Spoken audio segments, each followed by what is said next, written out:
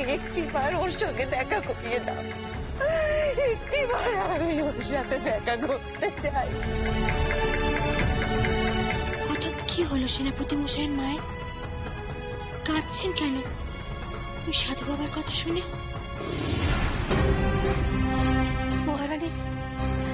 মহারানী রাজকন্যাকে বলুন না আমাকে একটিবার সেই গ্রামে নিয়ে যেতে। আপনি তো কাঁদছেন কেন? আমি তো কিছুই বুঝতে পারছি না। সাধু বাবা কে হয় আপনাদের? আমি যে তাঁরই পুত্র রাজকন্যা।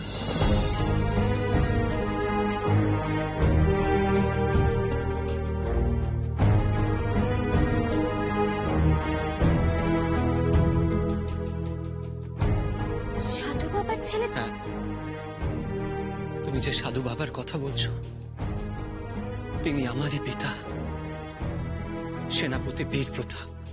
উনি ছিলেন মহারাজের বিশ্বস্ত অনুচর এবং পরম মিত্র, আর সেই শাস্তি উনি এতদিন ধরে ভোগ করে চলেছেন। আত্মগোপন করে পালিয়ে পালিয়ে বেড়াচ্ছিলেন। আজ তিনি বেঁচে থাকতে আমার রাঘবকে অনাথ শিশুর মতো বড় হয়ে উঠতে হয়েছে। আর প্রধান সেনাপতির পত্নী হওয়া সত্ত্বেও আমার মাকে সহ্য করতে হয়েছে দুঃখ, কষ্ট, অনটন।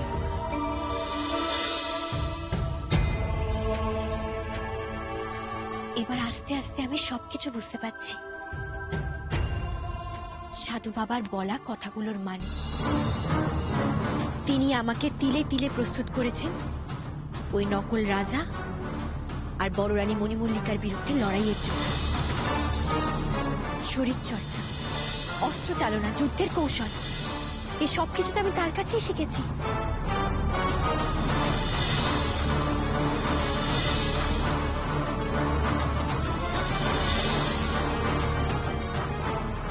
রাজকন্যা, রাজকন্যা, রাজকন্যা, দোহাই তোমার, তুমি তুমি একটিবার আমাকে ওনার কাছে নিয়ে চলো। আমি আর ধৈর্য রাখতে পারছি না, একটিবার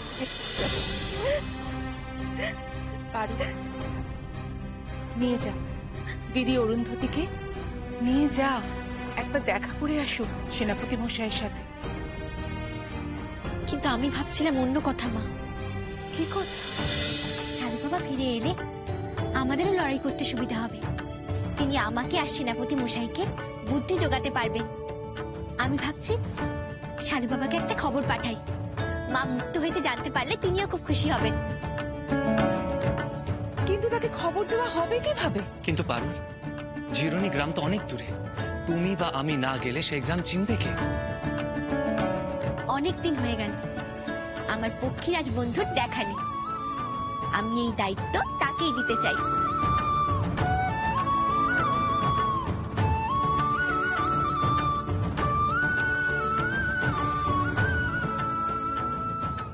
দুধ সাদা মোর পক্ষীরাজ, আয়না ফেলে শতেক কাজ, ডাক পাঠালো পারুল সই, তোর মতো আর বন্ধু কই। আকাশ ফুরে আয়না চলে, বিপদ বাধা দূরে ঠেলে।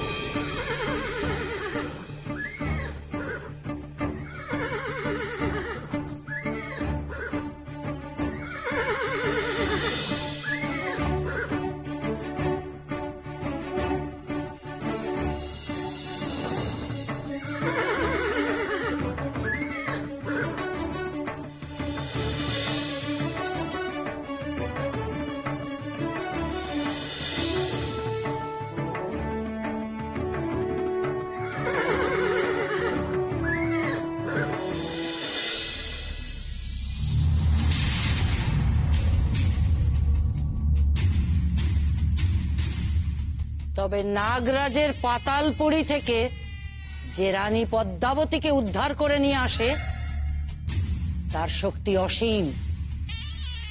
তাহলে কি আমাদের পরাজয় অবশ্যম্ভাবী? আমাদের শত্রুকে কি প্রতিহত করার কোনো উপায় নেই মাতে? আপাতত নেই। শোন সুরেন্দ্র, ওই অসীম শক্তিশালী শত্রুর সাথে লড়াই করতে গেলে তোদেরকেও তার সমশক্তিশালী হয়ে উঠতে হবে, প্রভূত ক্ষমতার অধিকারী হতে হবে। মাতা, আপনি পথ বলুন, কি উপায় সে ক্ষমতা আয়ত্ত করব আমরা? সে কাজ সহজ নয় সুরেন্দ্র।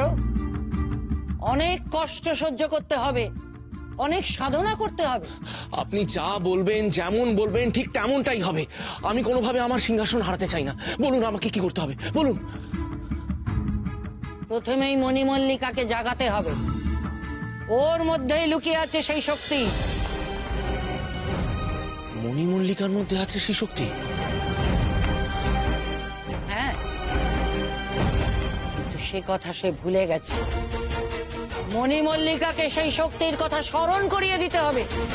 মাতা, তার রাগ না কমলে তো আমি তার কাছেই ঘেঁষতে পারছি না।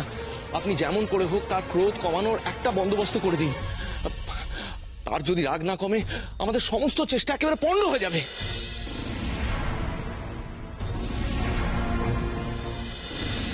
অত চিন্তা করিস না সুরেন্দ্র। মণিমল্লিকাকে শান্ত করার দায়িত্ব আমি নিলাম।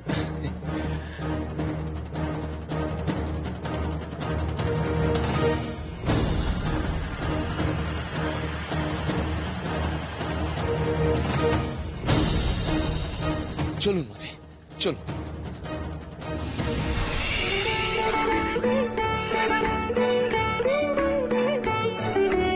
বল পারুল, ডাক দিলি কেন?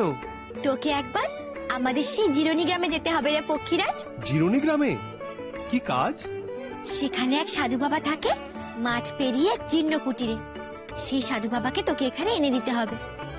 আমার এই কাজটা করে দে না লক্ষ্মীটি। তুই যখন বলেছিস সে তো আমি করবই, কিন্তু সাধু বাবা তো আমাকে চেনেন না। তিনি আমার সাথে আসতে রাজি হবেন কেন, আর আমার কথা বুঝবেনই বা কি করে?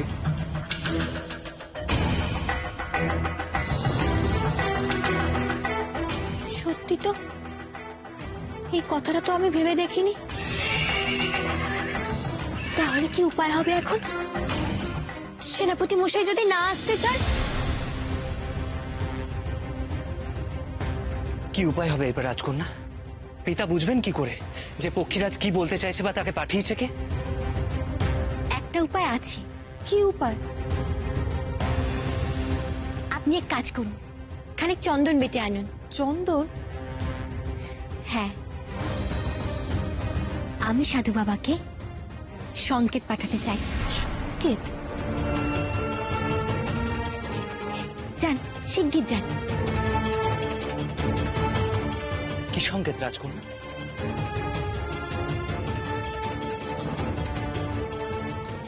এমন সংকেত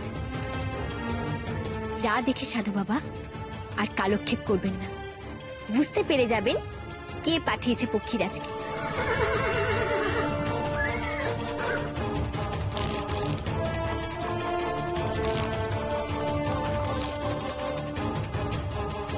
এই নাও রাজকন্যা, চন্দন।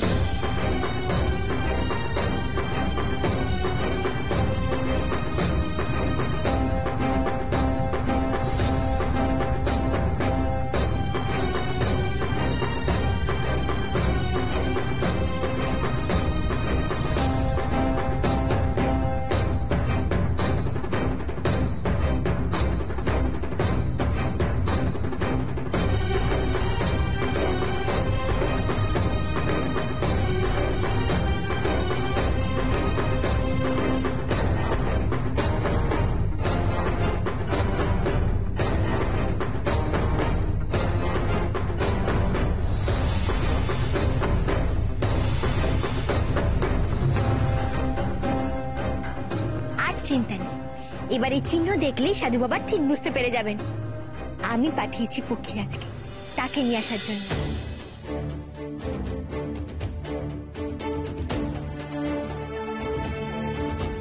পারুল ঠিক কথা বলেছে। এই চিহ্ন চিনতে সেনাপতি মশাইয়ের একদম ভুল হবে না।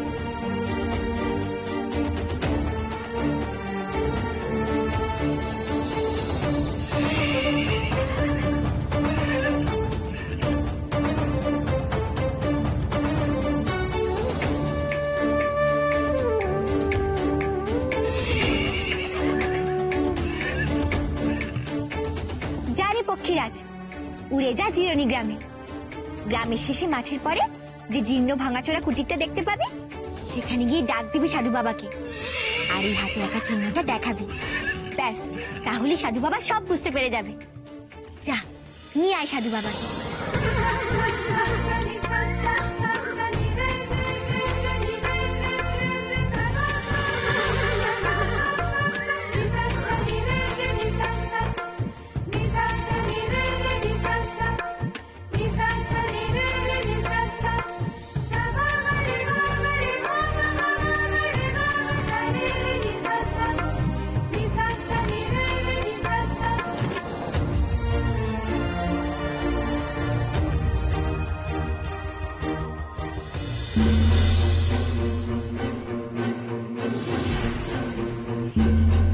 মাতা, মল্লিকার এমন রূপ আমি কোনোদিনও দেখিনি। কয়েকজন দাসী তাকে সামলাতে গিয়ে জখম হয়েছে। আমি তো কোনো রকমের প্রাণ নিয়ে পালিয়ে এসেছি। বাইরে থেকে তার কক্ষের দ্বার বন্ধ করে দিয়েছি যাতে সে বেরিয়ে না আসতে পারে।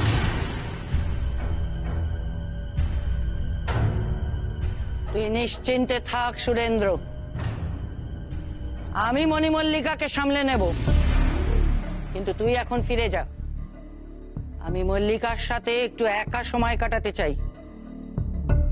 ঠিক আছে মাতা, আমি মহলের বাইরে আপনার অপেক্ষা করছি। কিন্তু মনে রাখিস, এই মহলে যেন কেউ প্রবেশ না করে এখন, এ আমার নির্দেশ। যথাজ্ঞা, আপনার নির্দেশ অক্ষরে অক্ষরে পালন করা হবে।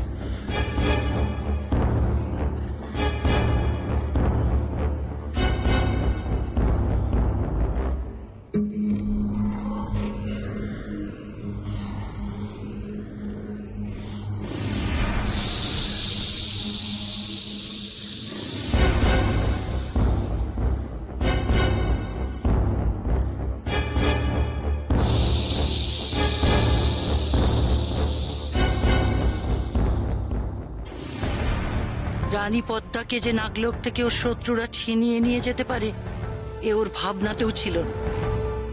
তাই এই পরাজয় মেনে নিতে পারছে না কিছুতেই। কিন্তু আমি ওর গুরুমাতা, আমার প্রিয় শিষ্যা এইভাবে তার শক্তি নষ্ট করবে তা আমি হতে দিতে পারি না।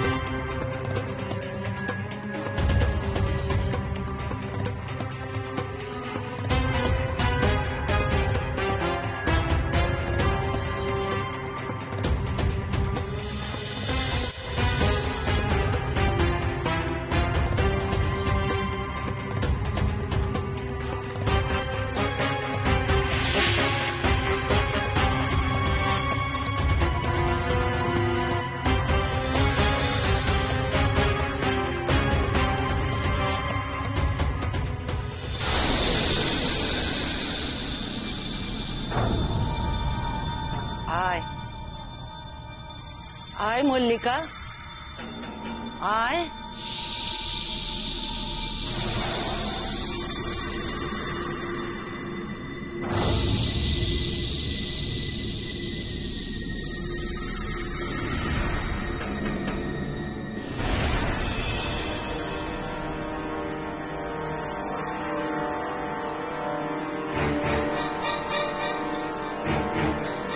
আয়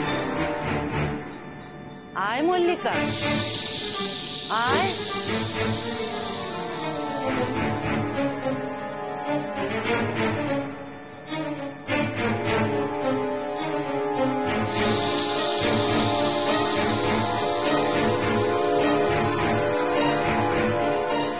আয় মণি মল্লিকা, ভয় নেই, আমি তোর গুরু মাতা। আয়, দেখ তোর জন্য দুধ রেখেছি। আয়, এদিকে আয়।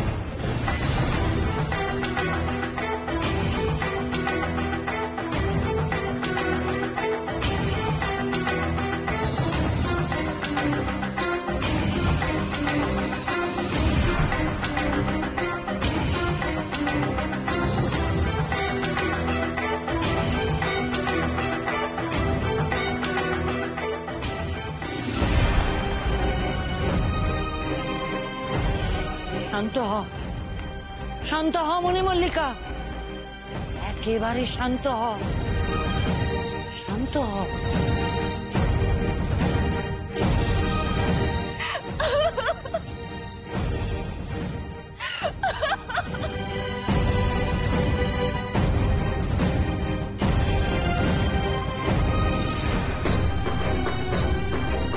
কি জানে পক্ষীরাজ এখনো জিরোনি গ্রামে পৌঁছলো কিনা।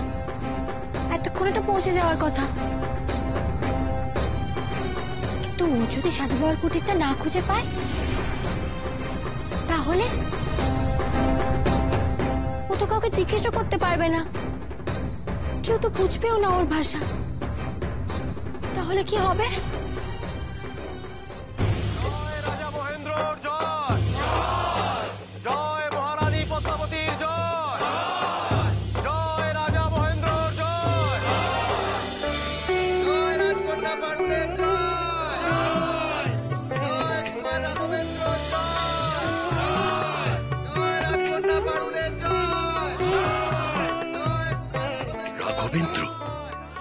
কে এই রাঘবেন্দ্র? আমার সন্তান রাঘবেন্দ্র? কত বছর পর দেখছি তাকে।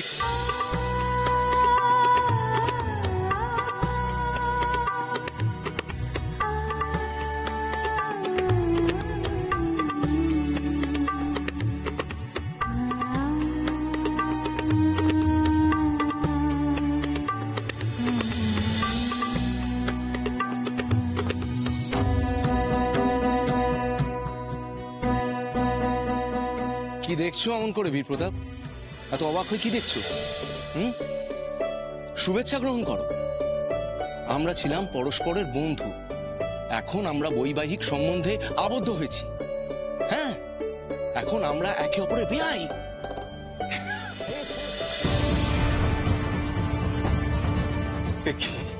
এ কেমন স্বপ্ন দেখলাম? কি অর্থ এই স্বপ্নের? রাঘবেন্দ্র? রাঘবেন্দ্র আমার একমাত্র পুত্র? তার তো সত্যি আজ এত বড় হওয়ারই কথা, কিন্তু তাই বলে পারুলের সঙ্গে বিবাহ? না না, তা কি করে সম্ভব? পারুল তো রাজকন্যা, তার সঙ্গে আমার রাঘবের বিবাহ হবে কিভাবে? হে ঈশ্বর, ঈশ্বর আমাকে পথ দেখাও, আমাকে আলো দেখাও।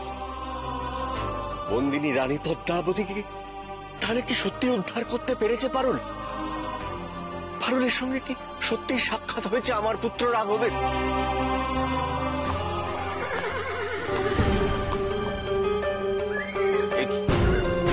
এত সকালবেলা কার ঘোড়া এসে থামলো আমার কুটিরের সামনে?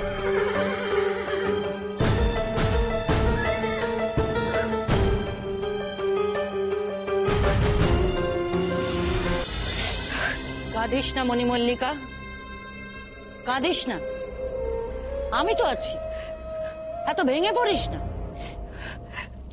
বারবার বারবার আমি আবার গোপন শত্রুদের কাছে হেরে যাচ্ছি মাতা, বারবার। এখনো পর্যন্ত আমি তাদের স্বরূপ জানতে পারলাম না, এখনো পর্যন্ত না। তাদের স্বরূপ হয়তো জানতে পারিসনি, ঠিক কথাই, কিন্তু ওদের উদ্দেশ্যটা কি সেটা তো পরিষ্কার হয়ে গেছে। তাদের উদ্দেশ্যে তো তারা সফল হয়েছে মাতা, কারণ তাদের প্রধান উদ্দেশ্যই ছিল পদ্মাবতীকে মুক্ত করা। নতুন করে আর কি উদ্দেশ্য থাকতে পারে মাতা? ভুল করছিস মণিমল্লিকা, পদ্মাবতীকে উদ্ধার করাই তাদের একমাত্র লক্ষ্য নয়। তাদের উদ্দেশ্য হলো পদ্মাবতীর হারানো সম্মান ফিরিয়ে দেওয়া। এই সিংহাসন না, কিছুতেই না, না মাতা, না মাতা, এটা হতে পারে না মাতা। আমি ওই পদ্মাবতীকে এই রাজপ্রাসাদে আমি ফিরে আসতে দেব না মাতা, এ হতে পারে না, কিছুতেই না। কিন্তু শুধু মুখের কথায় তো ওদের আটকানো যাবে না মণিমল্লিকা। বোঝাই যাচ্ছে তোর শত্রুরা যে অনেক বেশি শক্তিশালী। শুধু ওই পদ্মাবতীকে উদ্ধার করেই ক্ষান্ত থাকবে না, তার 7 ছেলেকে উদ্ধার করতে চাইবে, তখন আটকাবে কি করে? তোরা মৃত, এই এতগুলো বছরে তারা একেবারে মাটিতে মিশে গেছে। পদ্মাবতীর 7 ছেলে কোনোভাবে কোনোদিন ফিরে আসতে পারে না, বা তাই অসম্ভব। সবকিছুই সম্ভব, এ জগতে অসম্ভব বলে কিছু নেই। আর তোকে সবকিছুর জন্য প্রস্তুত থাকতে হবে।